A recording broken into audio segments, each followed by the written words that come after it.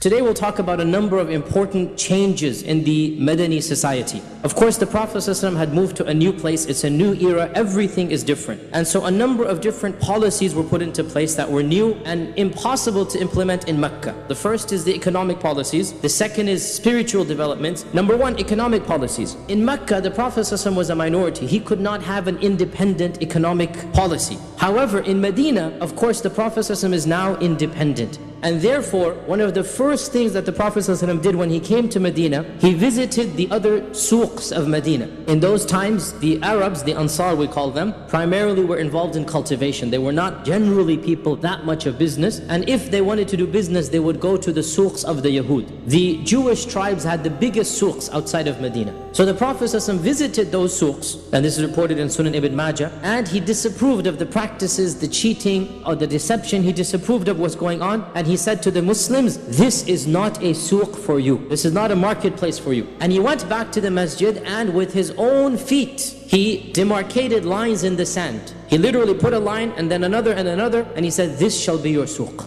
And he instituted a souq towards the west of the masjid. And he said, this shall be your souq, so let it not be diminished, and let no one tax the people in it. What new policies did the Prophet ﷺ bring? This is many different books and many different topics can be written. As you all know, he banned the practice of interest. Well, one of the most important things he did, he linked buying and trading to religiosity, to spirituality. He praised honesty and he criticized dishonesty, and he said that the righteous businessman will be blessed on the Day of Judgment. He said that those who cheat and lie is not of us. And then, of course, he also demanded a certain code of conduct. For example, the Prophet ﷺ forbade cheating and lying, swearing false oaths. He forbade hiding defects, and he used to monitor himself. He would walk in the souqs that he instituted. And he once found the famous hadith in Bukhari. He found a date seller who had good quality dates at the top of the bag. But the Prophet ﷺ knew, Jibreel told him what's inside. He put his hand inside and he pulled out rotting dates. Because he wanted to sell the bag,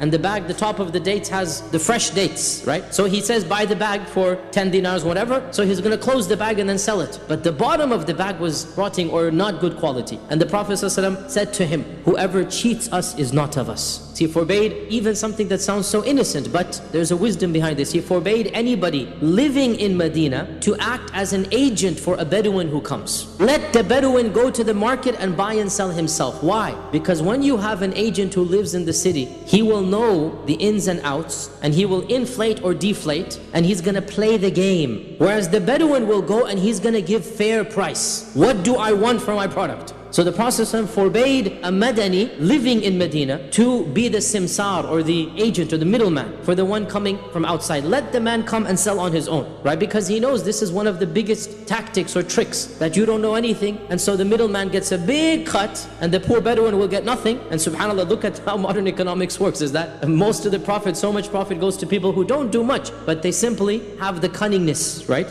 And the Prophet ﷺ forbade this. Very early on, the Prophet ﷺ rejected the aswaq that were there, and he established his own souq with his own Islamic, of course, Islamic Sharia, of course, being fulfilled there. And of course, this souq flourished, and therefore, when the Jewish tribes were expelled one by one and their souqs obviously collapsed, by the time they were expelled, they didn't care about them because they had their own independent souq up and running. So, financial independence, the Prophet ﷺ stressed it from day one, such that when other economies collapsed, it didn't affect the economy of Medina. Also spiritual practices. As soon as the Prophet ﷺ immigrated, one by one the major commandments came down. Within a year, pretty much the entire Sharia of ibadat had been revealed, except for Hajj. Hajj could not be revealed because you can't do Hajj, because Hajj is enemy territory, right? So Hajj is revealed, 9th year of the Hijrah, Abu Bakr goes and does it, 10th year, the Prophet ﷺ does it. Hajj was delayed. But the other pillars, the Ramadan of the year of immigration, nothing happened. There is no Sharia for fasting. Next Muharram, so 9-10 months after the Hijrah. Next Muharram, on the 10th of Muharram, the Prophet ﷺ made the fast of the 10th of Muharram wajib. Of course, we now know it's not wajib. And the Prophet ﷺ made a decree that whoever ate breakfast in the morning, let him not eat for the rest of the day. Today is going to be wajib to fast. So the first obligatory fast was the stepping stone, one day only. Let them get used to it.